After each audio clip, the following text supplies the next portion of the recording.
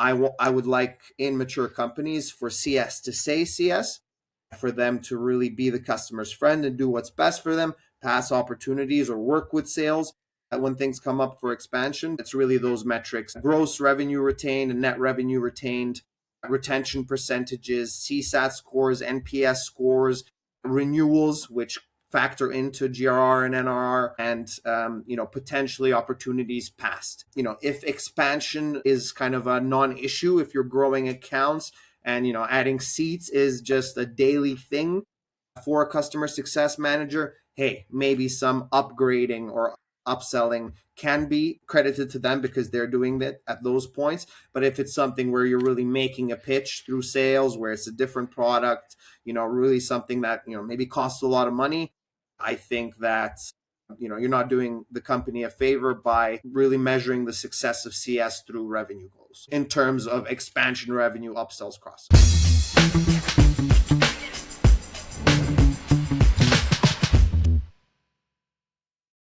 Hey, everybody, and welcome to the next episode of the Build and Breakthrough podcast. With me today is Stefanovski, a customer success and partner success professional with 13 years of success in the e-commerce field. I'm very excited for today's conversation. I've been looking for more people in terms of both the sales space and the customer success space, because it's a space that a lot of founders really struggle with. I would say most of the founders that I advise right now, their biggest problems are in the sales space, not in the building space. And as a result, I'm incredibly excited for this conversation. Do you want to introduce yourself a little bit? Yeah, sure. Same here. I'm super excited. Thanks for having me on, Hunter. As you said, I'm a CS and PS, customer success and partner success professional in e-commerce and SaaS for over 13 years, mostly customer facing. I've kind of been through the door-to-door sales bit in SaaS and kind of really cut my teeth there, moved to account management, moved to partner success and customer success, and then moved on to an e-commerce agency where I was happy to do all three. Could wear kind of multiple hats: sales, partnerships, and customer success. And what I probably enjoy most is customer success, because I like helping others. In my life, I help my family, my friends. I care for others. I don't want them to have issues. And it just translates naturally into customer success. And that's why this is my field. 1,000%. I share that a ton. I'm really in this game for the founders and especially their customers, because if the customers succeed, the business succeeds, and everybody else gets to succeed, right? So hopping into it, do you have any questions for me? I know you're kind of on the tech side, so I wanted to ask you questions in terms of, what time frames have you seen for the implementation of AI into customer success operations? I'm really curious to hear that, as I'm diving much, much more into that. And kind of what's the biggest difference AI makes there? That is an interesting question. As you mentioned, I'm a bit more on the tech side, so I've covered a bit more tech enablement in terms of more technical people, but I have done some AI enablement. For example, I was conversing with a founder about AI enablement in the HR space. What's very interesting is that the time frames and the difficulty is highly variable across organizations. Part of this is kind of an artifact of systems-based thinking. As I've said in a few of my other episodes, I think there's a lot of people outside of engineering that are kind of secretly engineers or doing very engineering-like things. That sort of systems-based thinking allows people to systemize their processes. And if you have a really clear, repeatable process, actually moving that into AI, I don't want to necessarily say it's trivial, but it's significantly easier. Now, if you have a very ad hoc process, the way I like to say is a lot of organizations, they're like, oh, we're light on process. They're not light on process. They have tons of processes, just they often have one process per employee. And if you have one process per employee, how do you decide whose process to systematize with AI, operationalize, and scale to the rest of the organization? Different people think different ways, different people interact with written materials different ways. So if you have a really strong systems person who's like really got systems down, you can operationalize and integrate AI days to weeks. If you don't have that, you often have to spend months worth of foundational work in terms of taking that disparate process and kind of upfront systematizing it and then bringing AI into the mix after the fact. So it's really, really tough. If you don't have that sort of systematic thinking, a lot of people fall into kind of like a view of AI as kind of like a oracular machine god or something like that. That's kind of overstating the case a little bit, but it's like, hey, machine that knows everything, tell me the truth or do the thing for me. And if you have that mindset and that attitude and you don't understand what LLMs are good at, what LLMs are bad at, how to like structure workflows so that it's repeatable or anything like that, you back yourself into situations where you may like you could pay a consultant and go through an adoption story in like a month or something, right? But then you're left with like a in many cases just like a tool chain of artifacts that no one's actually using. And it's great for the consultant, but it's bad for the business. Agreed. Agreed.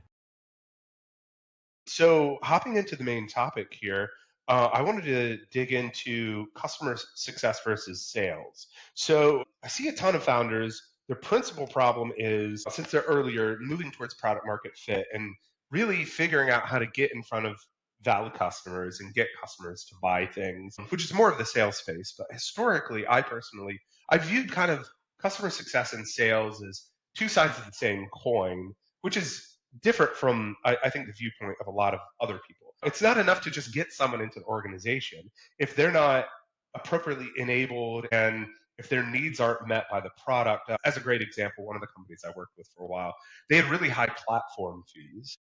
So the salespeople would do a great job. They get people in, the platform fees would be paid. But then, due to the high cost of actually using the application after the platform fee, all of the salespeople using the application, because this was actually sales technology, they wouldn't actually use the application. So then, a year later, renewal comes up. The organization looks at the system and says, "Hey, wait, no one's using this, and we're paying $15,000. Let's Yeah. churn."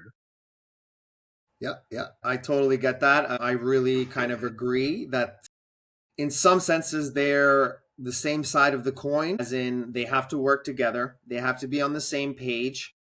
In my work history, I've seen unethical sales being done, people over promising features, maybe sometimes lying about some things just to get the sale. Sometimes those sales atmospheres create a lot of pressure, especially if you have investors and kind of a forecast of growth. Targets are where they have to be, and there's no question, whether a competitor comes into the space and actually is a big competitor and takes out a lot of the market. And now you have to, pivot at least in some ways or acknowledge that within your business. Basically you kind of lose the ability to sometimes perform, and it's not really up to you. And being in those environments when sales targets are unachievable, I always ask a company, if I'm interviewing, what percentage of your reps hit target on a regular basis? Something like that. And that's, I think, a very important metric in terms of how sales is done and how it is able to be done. Are targets reachable? Is this all Mm-hmm. doable? And it's a big part of the play. So in those situations, some people will sometimes do things that aren't in line with what the company can offer, with what the product and services can do. And I don't think that it really does a favor for customer success and for the company as a whole. So being two sides of the same coin, I feel in that process, they have to be on the same page. They have to sell exactly what is available and what they can deliver on, what the platform does, the value that it can bring, guarantees if they can be guaranteed, no guarantees if they cannot be guaranteed. But essentially, the customer success person is then the one working on that success post-sales. So really, if they're on the same page, if a platform can deliver what the salespeople promise and customer success takes over and it's a smooth handover, they build the relationships, they know the stakeholders, they really kind of create that roadmap to success, from regular meetings to tracking health metrics to doing QBRs, essentially making sure that value is there and that it's known to decision makers that value is being achieved by the product or service. I think that's really critical on the customer success side. But where I see the separation is really if you put a lot of pressure on the customer success side to reach revenue targets. I think renewals are totally normal for customer success, tracking GRR, NRR, CSATs, and NPS. If you're doing a good job, if you took over post sales. They sold exactly what they were supposed to. You took over, created the relationships, helped them along the way in, a tailored way for specifically them, and made sure that you're on top of them, setting expectations as well, keeping track of metrics, making sure they're reached, deadlines are reached. Renewals are just kind of a non-issue. So I think in those cases, when the trust is built as well within those relationships, upsales are easier, cross sales are easier, expansions are easier. And I honestly think the maturest companies really remove a lot of that revenue target piece in terms of upsells, cross sells, expansions, where sales and customer success work hand in hand. So, customer success is the side that is the customer's friend. They never, kind of put you in uncomfortable situations. Let's say if that could be a push for expansion, or push for a bigger plan, or push for, hey, this other product would help. CS people really have an ear for sales, and being from a sales background, I am one of those people where they mentioned something during one of the calls, and oh, we actually have a service that'll make that easier, or that could be a managed service on top of a product, or hey, we have another product that actually covers that.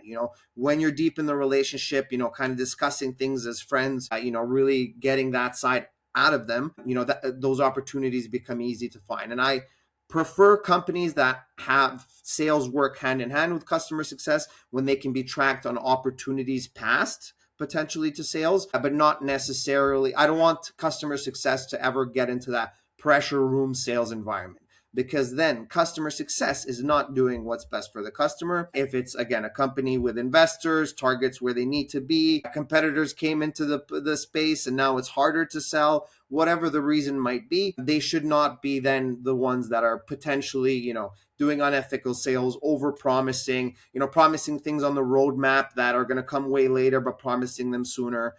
Things like that I don't think helps the company in customer success operations and overall. If, your customer success team becomes a sales team, I've seen positions where 75% of the OTE for CS roles is expansions and upsells and cross sells.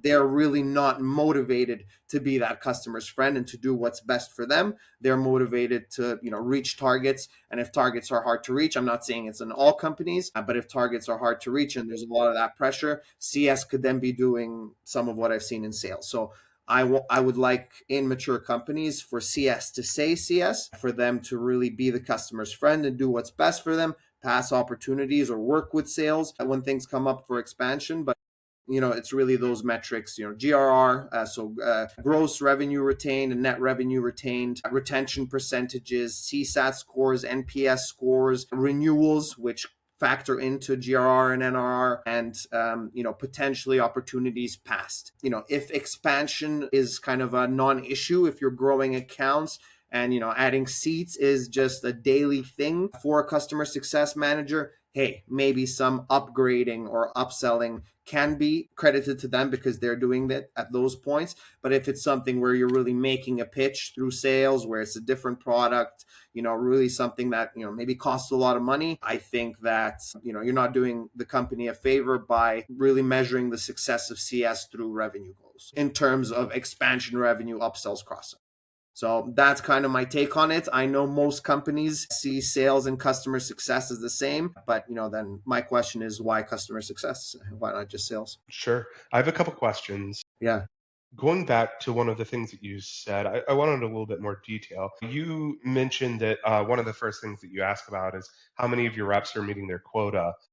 What would you say is like a failure grade, meets expectation grade, exceeds expectation, and like world class for that? I realize it's subjective because it's also Yeah. part like where those lines are driven, because if you're like 100% hitting it and it's astronomically high, that's success too. But like if I were naively telling founders about this, like what's a rough rule of thumb? Yeah, I mean, I wouldn't like a 50% even. Hmm. If half of the reps are hitting targets, my questions are, why? What are the issues? And Hmm. this isn't a sales rep thing. Sometimes it is, you'll Yes. have those reps that, but if a Well, company, it is a sales rep thing if it's like one rep is Exactly, missing their exactly, quota. exactly, If you have 50% of your reps not missing their exactly. quota, it's a systemic issue, Exactly, right? exactly. So then my questions come in as, why is 50%? If you have a team of 10 reps, why is five of them not hitting target regularly?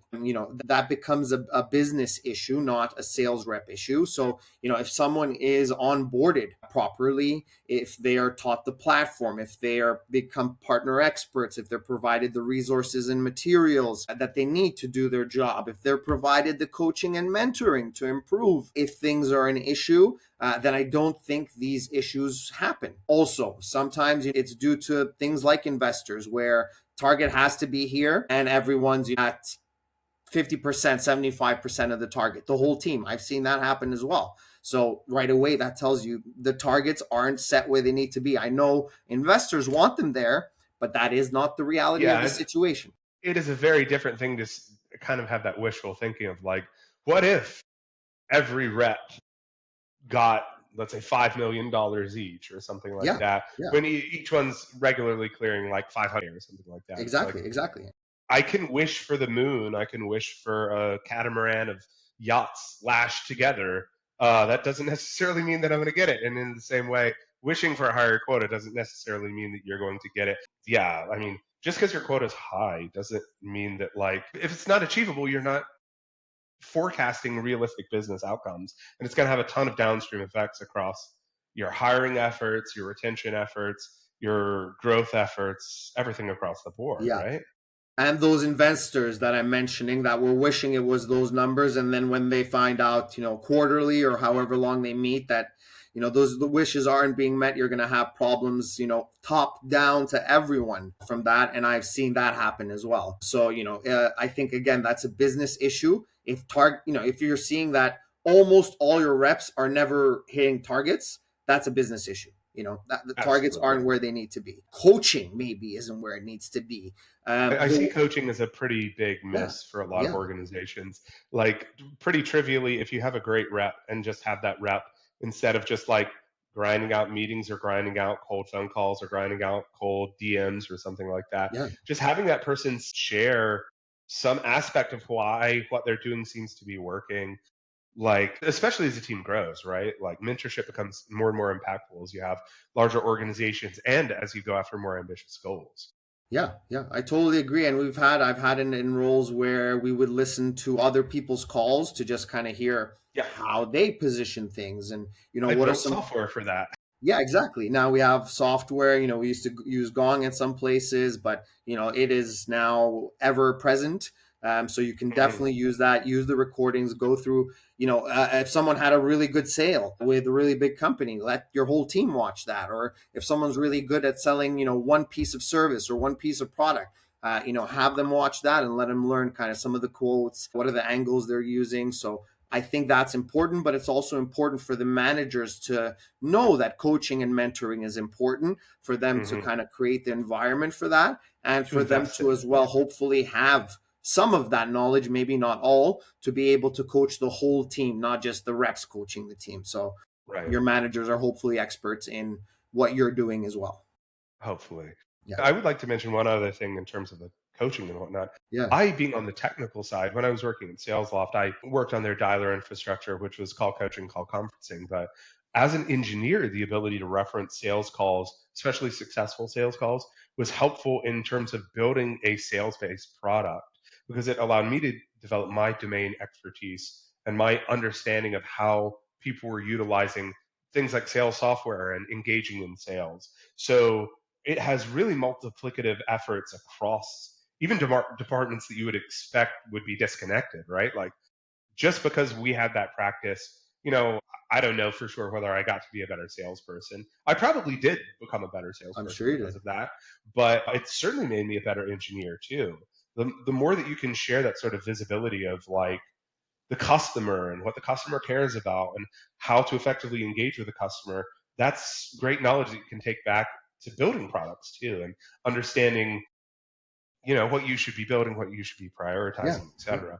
And on that particular note, I wanted to go back to another thing that you had mentioned previously about selling things that the product didn't have, because I wanted to disagree with you a little bit there, because one of the things that I've really come to appreciate as an engineering leader is that, especially in things like the enterprise space, you have your product roadmap, for example, you have your feature set. And man, there have been so many times when, like, I think a salesperson going off into the wilderness, cowboying, and selling something radically off the roadmap unilaterally is obviously a bad thing.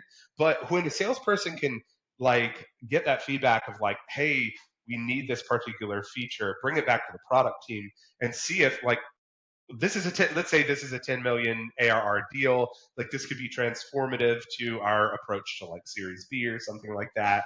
Like, throw the roadmap out and let's figure out how to go about building stuff. Like, it's an interesting tension because I don't think sales itself should be driving, like, the product roadmap overall, but sales is an incredibly important voice in the product roadmap. And if that voice is missing, that's a huge problem. Yeah. Like, if the product roadmap does need to be disrupted for a sure thing big deal, I think it generally should be.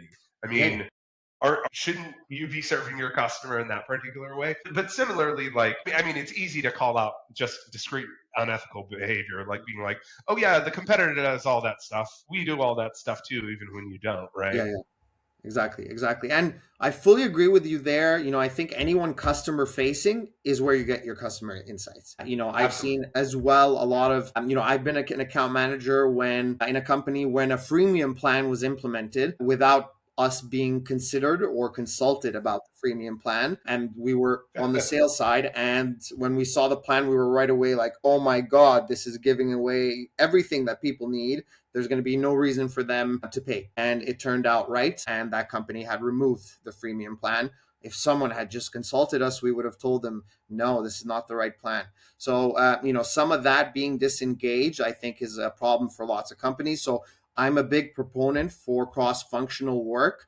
At a company, when we created a partner team, we essentially created a partner team of developers and partner product people and partner marketing people. And then you were kind of all aligned on that story. They understood the use cases for, feature requests, and as well, having a support system where you can have feature requests and people upvoting things is important. And where, specifically you mentioned kind of sometimes you should throw the roadmap out of the window. I've seen that happen more in smaller companies. So bigger This is true. companies are not generally willing to do that because their process is working. They're getting more and more customers all the time. They're well known in the space, and they might not do those projects. Of course, the dollar amount is always in question. So if they find one of those and build a business case, someone says, yeah, I need that and build it for me and I'll give you this much. Even enterprise companies will do that for the right amount. So I think the amount is really in question here. But where I've seen kind of being willing to go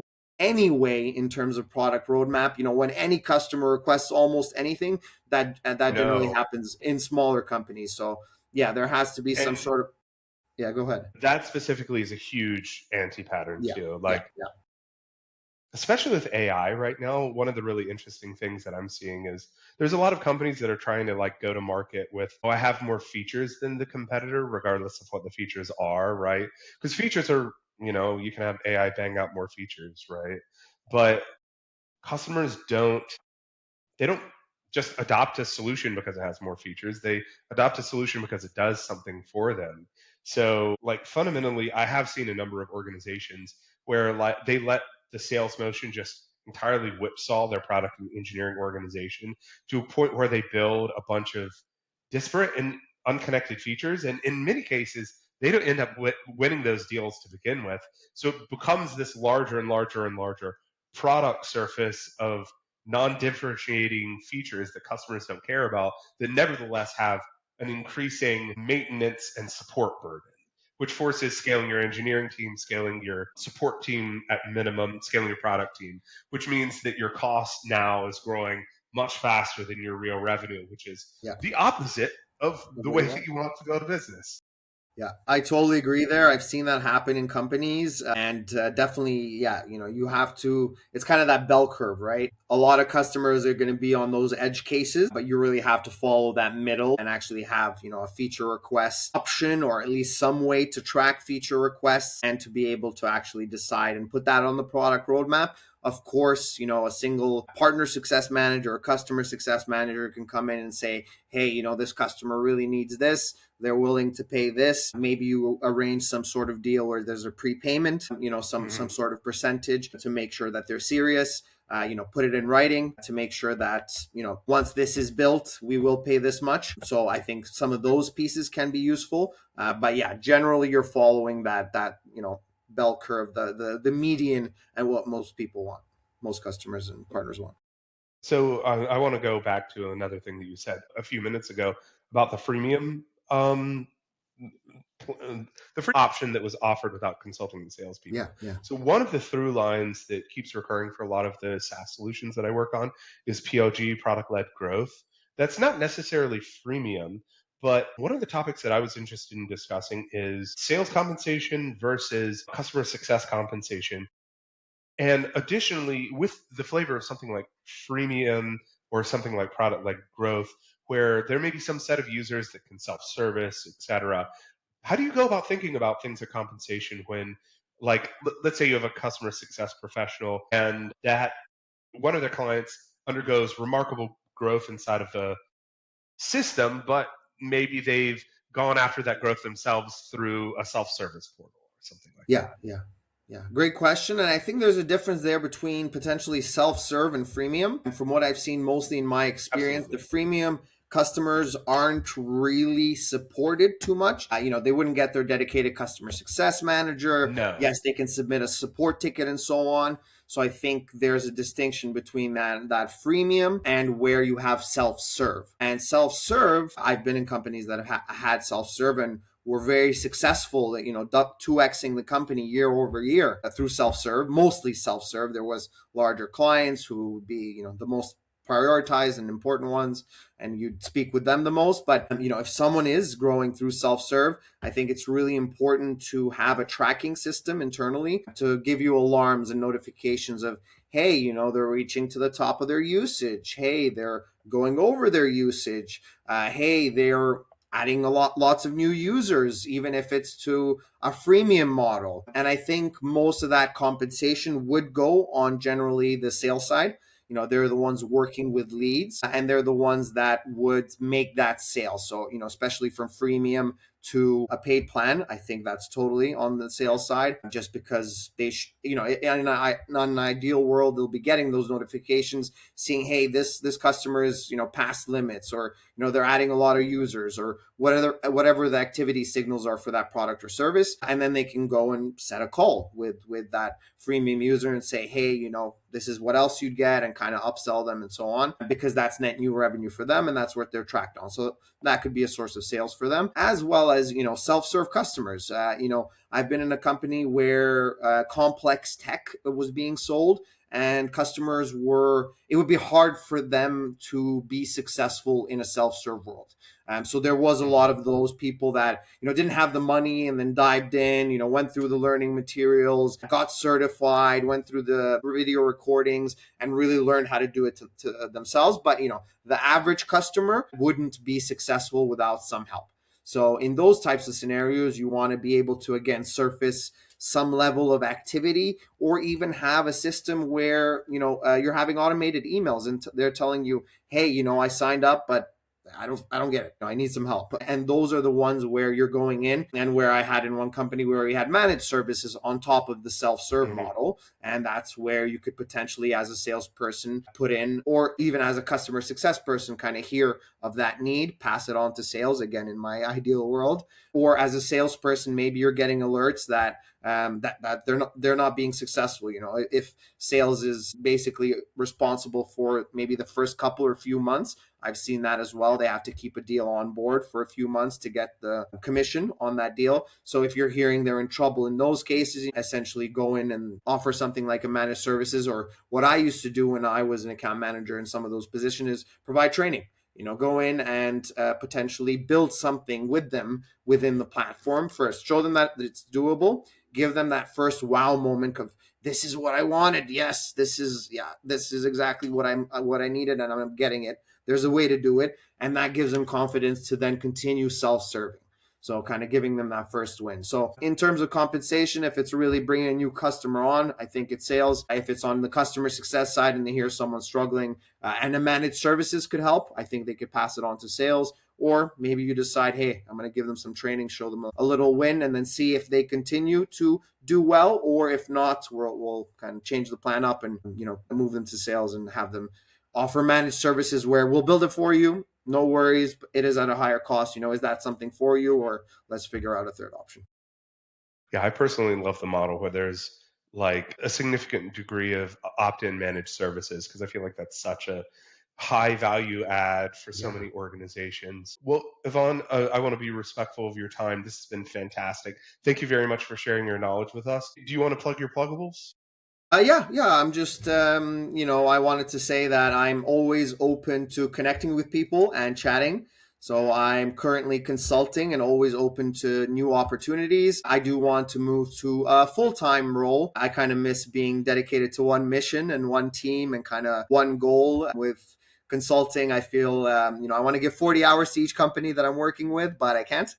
So I am looking to move back into the full-time world in customer success or partner success, and essentially reach out to me, whether for that or just to chat, get introduced. I'm always happy to grow my network, meet other interesting folks, and see as well if I can help them. Again, that's part of who I am. If I can help connect you to someone, if I can, make an introduction, if I can answer a question, I'm here for it.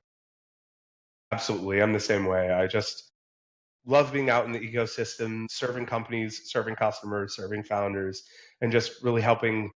Everybody needs the opportunity to build what they want to build and scale Yeah, what they want to yeah, scale, right? yeah, totally. And it's nice to be out there and be able to help each other. Well, uh, everybody, thank you very much for joining us. I hope that you've enjoyed this conversation as much as I had. This was fantastic. Yvonne, thank you so much for sharing your wisdom with us. And both you and the viewers, I hope you all have a fantastic day. Peace. Same here. Thank you for having me, and we'll chat more soon, I'm sure.